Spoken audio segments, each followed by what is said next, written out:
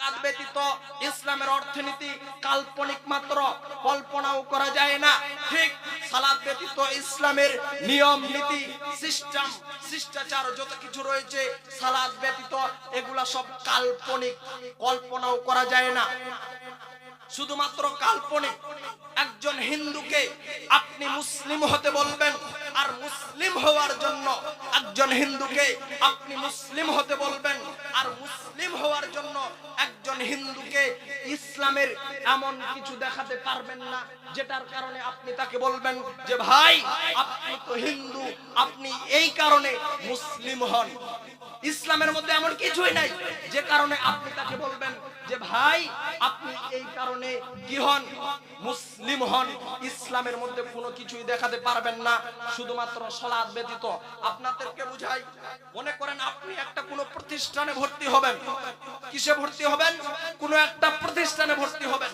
সেই প্রতিষ্ঠানে ভর্তি হতে গেলে কিছু নিয়ম কানুন রয়েছে, কিছু নিষেধাজ্ঞা রয়েছে, কিছু সার্বিক কিছু নিয়ম কানুন রয়েছে। মনে করেন আপনি কোনো মাদ্রাসায় ভর্তি হতে যাবেন। মাদ্রাসায় ভর্তি হতে গেলে মাদ্রাসার কিছু রুলস রয়েছে, নিয়ম কানুন রয়েছে, যে মাদ্রাসায় আপনি মোবাইল চালাতে পারবেন না, মাদ্রাসায় আপনি এটা করতে পারবেন না, মাদ্রাসায় আপনি সন্ধ্যার পরে বাইরে বের হতে পারবেন না, মাদ্রাসায় আপনি বিনা অনুমতি ছাড়া আপনার পিতামাতাকে দেখা করার ইচ্ছা থাকলেও আপনি আপনার পিতামাতাকে দেখা করতে যেতে পারবেন না। এটা হচ্ছে মাদ্রাসার রুলস নিয়ম।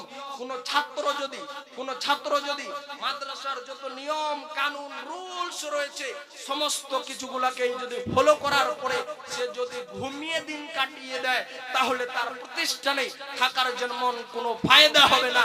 ঠিক সেরকমই কোন একজন ছাত্র, তাকে যেগুলা নিষেধাজ্ঞা দেওয়া হয়েছে প্রতিষ্ঠান থেকে, সে কি করে না, টাকনুর নিচে প্যান্ট পরে না, সে কি করে না, দাড়ি কাটে না, সে কি করে না, সন্ধ্যার পরে বাইরে বের হয় না, সে কি করে না, বিনা অনুমতিতে কোথাও যায় না, সে কি করে না, বিনা অনুমতিতে মোবাইলও চালায় না, তাহলে ওই ছাত্র কিন্তু ক্লাস থেকে অনুপস্থিত।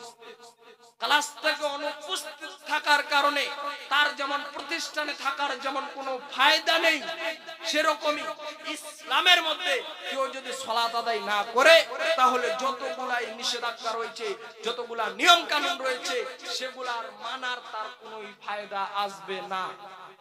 কারণ ওই ছাত্রের মতো সে সমস্ত সার্বিক নিয়ম কানুন খুবই সুন্দরভাবে মেনে নিচ্ছে, কিন্তু যেটা কারণে তাকে শুধুমাত্র এই নিয়ম কানুন মানার কারণে তাকে প্রতিষ্ঠানে ভর্তি করা হয়নি, বরঞ্চ তাকে প্রতিষ্ঠানে ভর্তি করা হয়েছে ক্লাস করার জন্য, কিন্তু সার্বিক কিছু নিয়ম কানুন বজায় রাখার জন্য তাকে কিছু নিয়ম কানুন মেনে চলতে হবে। কিন্তু সে যদি নিয়ম কানুনকে বজায় রেখে সে যদি ক্লাস থেকে অনুপস্থিত হয় তাহলে তার যেমন কোনো উপকারে আসতে পারে না।